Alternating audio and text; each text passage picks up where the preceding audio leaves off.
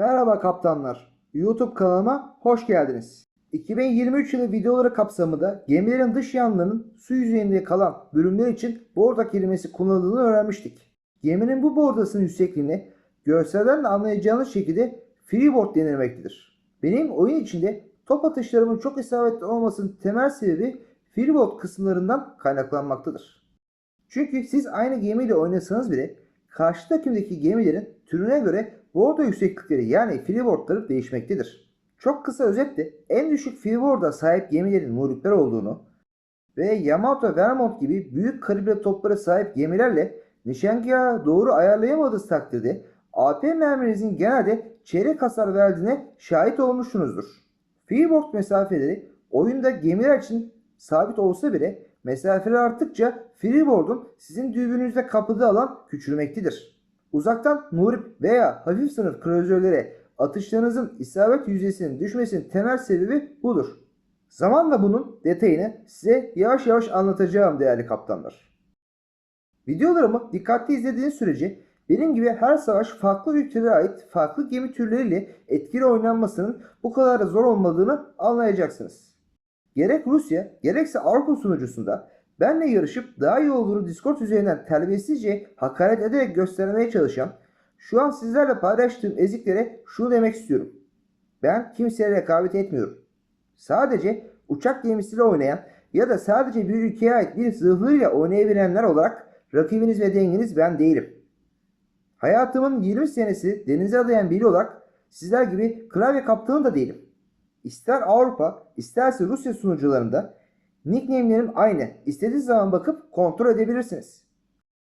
Bugün sizler için Wolfbreeze oyununa 30 Aralık 2022 tarihinde dahil edilen 10. seviye Sovyet Premium zırhlısı Slava'nın incelemesini yapacağım. Mütakip olarak Avrupa serverında özel olarak seçtiğim 4 adet gameplay olacak karşınızda. İlk gameplay'i size saniye saniye detaylı olacak şekilde anlatacağım. Birinci gameplay'de Atlantik haritasında Avrupa sunucusunun en iyi zırhlı kullanan 3 oyuncusundan biri olan Raid Filosu'nun Mustafa Partanikli kaptanının ekibine karşı kazandığım bir savaş sizlerle olacak. İkinci gameplay'de Zincir haritasında Rusya sunucusunda rakip olarak karşımıza gelen Resibor Filosu'nun oyuncularıyla Avrupa sunucusunda karşılaştığımız uzak mesafeli oynamaya özen gösterdiğim bir savaş sizlerle olacak.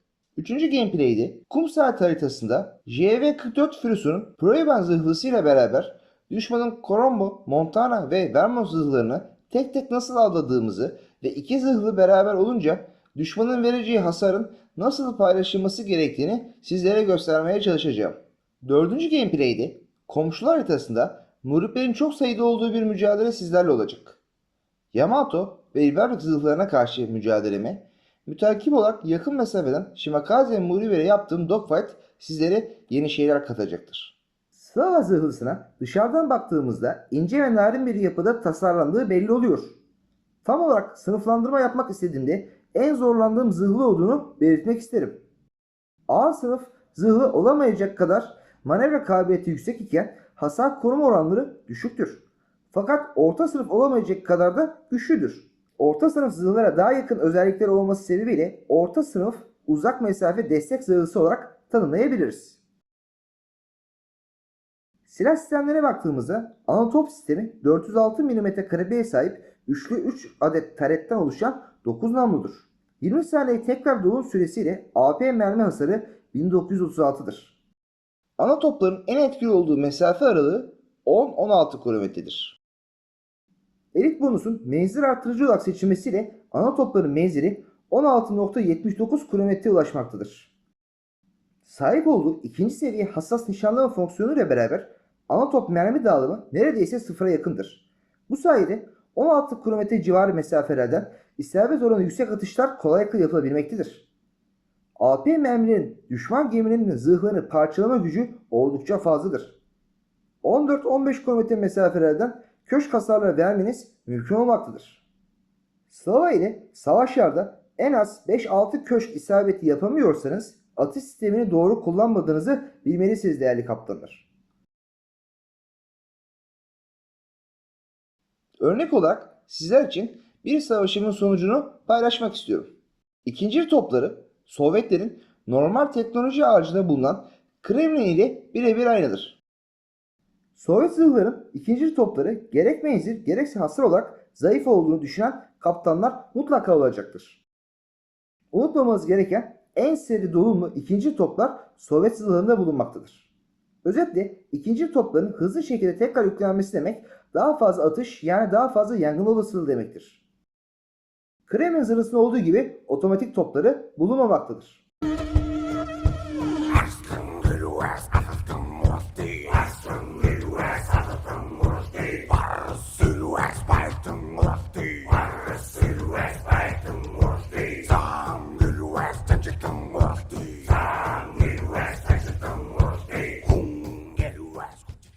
Hava savunma sistemlerine baktığımızda Wolf Blitz oyununda Şubat 2023 tarihi itibariyle en iyi hava savunma sistemine sahip gemisi olarak Amerikalıların Vermont zırhlısından biri daha etkilidir. Birinci seviye 3 adet hava savunma fonksiyonu sayesinde uçaklara karşı olan etkinliği daha da arttırılmıştır. Slava zırhlısıyla Avrupa sunucusunda elde ettiğim ortalamaları sizlerle paylaşmak isterim. Bu gemiye bakınca aklıma gelen tek şey İngilizlerin tarihlerinde ordunun önemli bir kısmını oluşturan longbow yani uzun okçu kavramı aklıma gelmektedir. Sizlere tavsiyem Slava tersanede satışa çıkartılırsa asla kaçırmamamız gerektiğidir. Donanım ve elit bonusu konusunda sizlere tavsiyem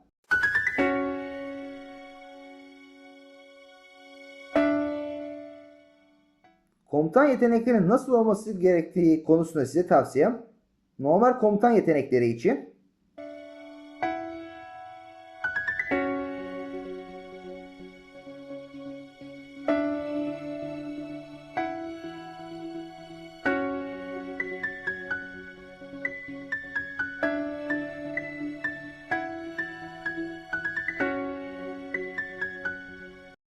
birinci elit komutan yetenekleri için.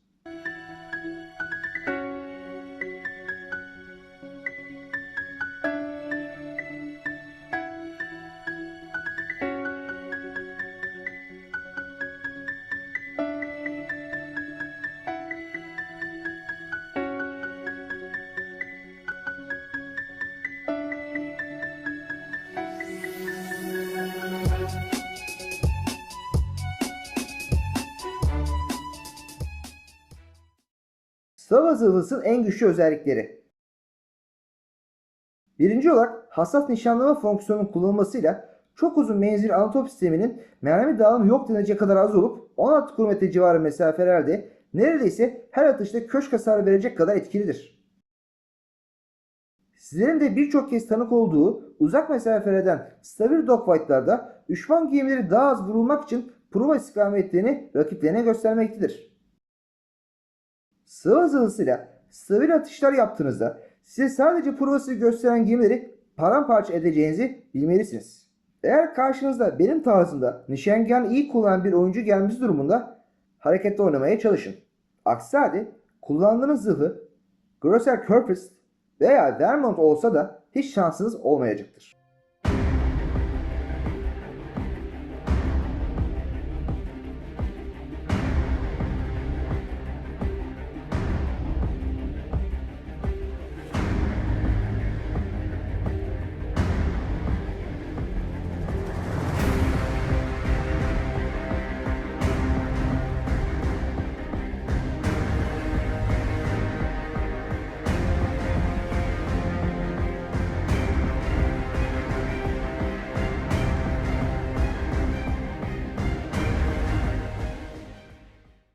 İkinci olarak hava savunma yönünden oldukça etkileyicidir. Slava'nın bu özelliğini bilmeyen uçak gemisi kaptanlarının size yoğun saldırı yaptığı savaşlarda 30-40 adet uçağı rahatlıkla düşürdüğünüzü göreceksiniz. Zayıf yanları ise birinci olarak manevra kabiliyetinin diğer orta sınıf zırhlar kadar iyi olmaması sebebiyle yakın mesafelerde düşman muhriplere yakalanması durumunda zor durumda kalabilmektedir. Çözüm olarak zaman kaybetmeksizin ana toplarınızı AP mermi yerine HE mermiye geçirin.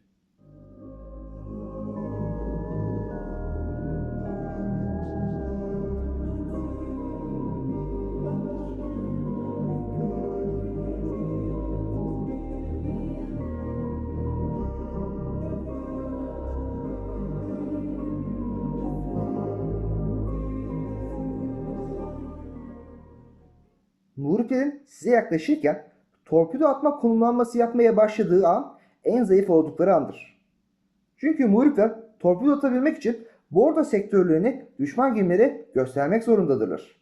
İşte bu 5-6 saniye zaman aralığında ana toplarınızda haşiye mermi olması durumunda Slava ile onları suya gömersiniz. Muhripler torpido atma pozisyona gelmeden önce zaman kaybı yaşamamak için ikinci toplarınızda mutlaka muhripleri yıpratmaya çalışmalısınız.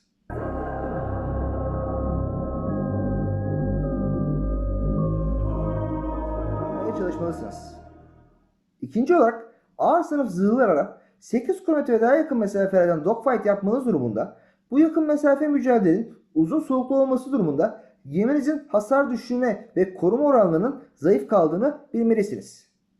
Çözüm ise düşman zırhlarıyla mümkün olduğu sürece 12 km ve daha uzak mesafelerden dogfight yapmalısınız.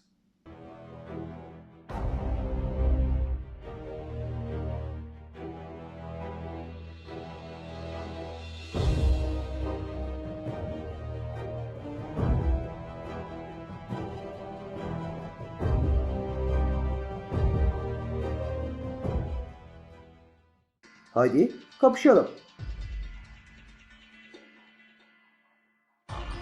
Değerli kaptanlar, ilk olarak sizler için Atlantik haritasında, Avrupa sunucusunda karşıma dengeli rakiplerin geldiği bir gameplay'i paylaşmak istedim. Atlantik haritası açık alanlı bir yapıda olması sebebiyle Slava, Yamato veya Montana gibi uzak mesafelerden etkili olan zırhlar için çok uygundur.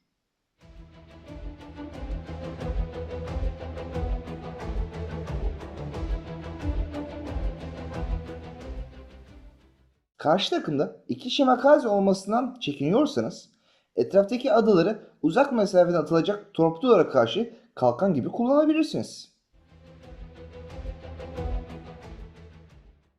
Konumlanma için makinelerimi stop etsem de gemimin üzerinde az da olsa hızlı olmasına özen gösteriyorum.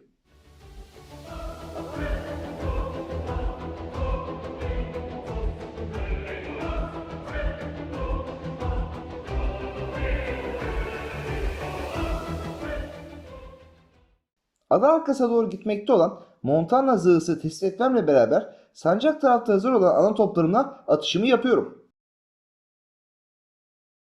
9'a 8 isabet ile 2 köşklü 16K'lık atışla düşman zırhının çeyrek canını alıyorum.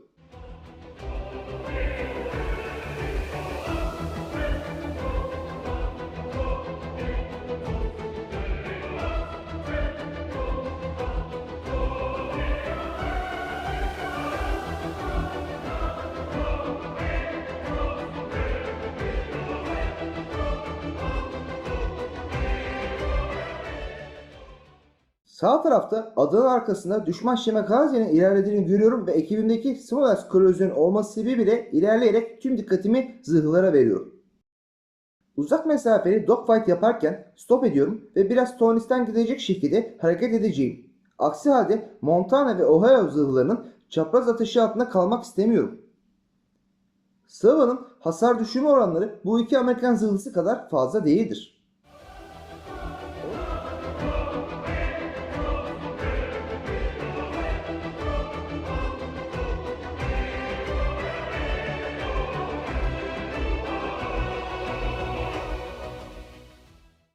Ohio ile mücadele ederken biraz ileri biraz geri gitmeye özen gösteriyorum. Aynı zamanda hafif dümenimi kullanarak Ohio'ya gösterdiğim açımı değiştiriyorum. Böylece alacağım isabetli mermi sayısını azaltmaya çalışıyorum. Ohio zırhlısıyla oynayan Mustafa Partanikli oyuncu benim Avrupa sunucusunda gördüğüm en iyi zırhlı kullanan oyuncudur. Karşınıza gelince ne demek istediğimi daha iyi anlayacaksınız. Sizden dikkat etmenizi istediğim önemli iki husus var. Birinci olarak atış yapmadan önce 2-3 saniye kadar atışı yapacağınız gemiyi dikkatlice izlemenizdir. Çünkü onlar da benim yaptığım gibi ileri geri hareketler yaparak vurulmamak için çabalamaktadır. Özellikle 15-16 km mesafelerden dikkatsizce ve panik içinde yapacağınız başarısız atışlar sonucunda 20 saniye süreniz ziyan olmaktadır. İkinci husus ise merkez hattında konumlandığı durumlarda eğer açısı küçülen ve sizden uzaklaşmakta olan gemiyi kafaya takıp sadece ona saldırmayın. Etrafta uygun ve hareketsiz gemi bulursanız Önceliğinizi onlara vermelisiniz.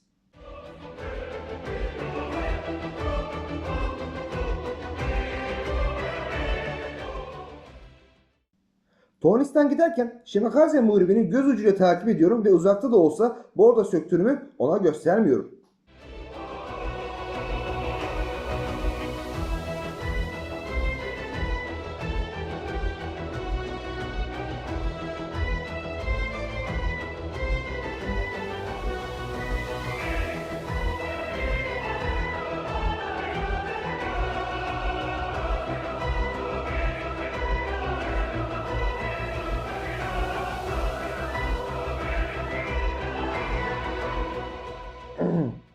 Savaşın bitmesine 2 dakika 50 saniye kala ufak haritaya baktığımda takımın haritaya yayıldığını ve düşman ekibi merkezler önünde kıskaca aldığını görüyorum.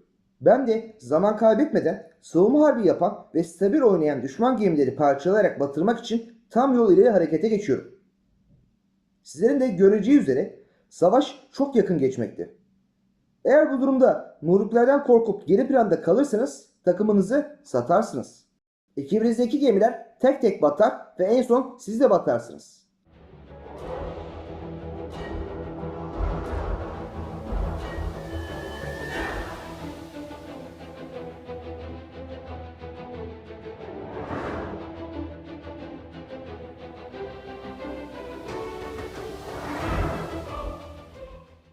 Mustafa Partanikli oyuncuyu batırmama mütakip ilerlemeye devam ederken sol taraftaki Shimakaze'yi göz ucuyla takip ediyorum. Sağlığım 40K civarı olması sebebiyle beni bir tur torpido atışıyla batırması mümkün olacaktır. Montana ile dogfight yaparken Muri ve Pruva istikametinde tutmaya çalışıyorum.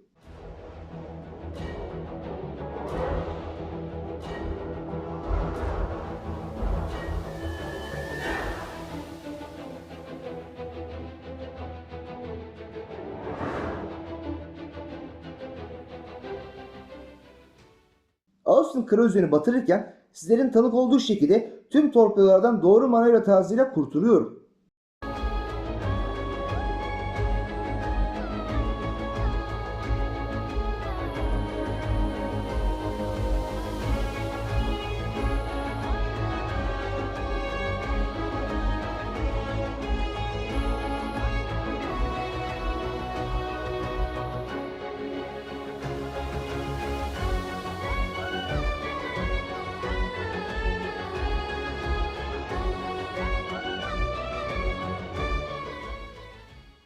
Uçak gemisinin batmasıyla beraber geriye sadece muhrip kaldığı için ana toplarımı haşe mermi yüklemesi yapıyorum.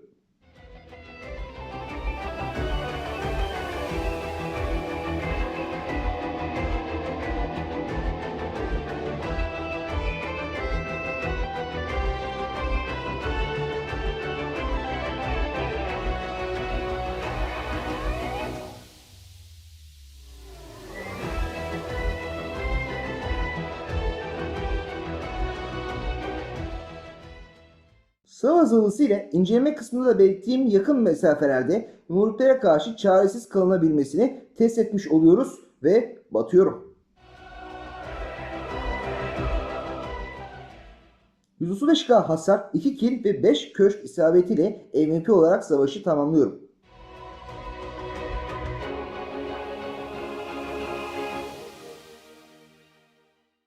Savaş detaylarına baktığımızda komutan yetenek seviyesinin halihazırda 5 seviye olmasına rağmen 14 adet parça hasarı verdiğimi sizler de görüyorsunuz. Sava'ya atadığım komutanın 12. seviye olduktan sonra neler yapabileceğini sizin hayal gücünüze bırakıyorum.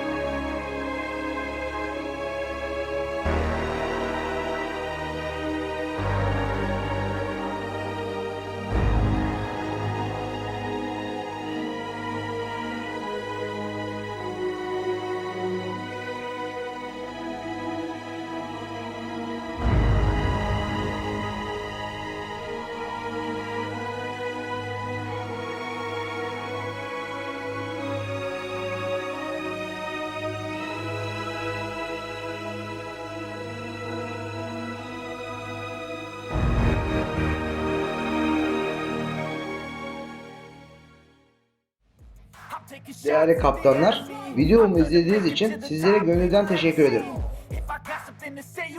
Sizlere yeni bir bakış açısı kazandırdıysam ne mutlu bana. Pierre Navy filosu dünyanın her yerinden kaptanları güneşli bulunduran uluslararası bir filodur.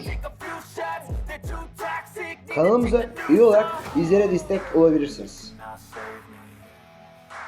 Hepinizi sevgi ve saygıyla selamlıyorum.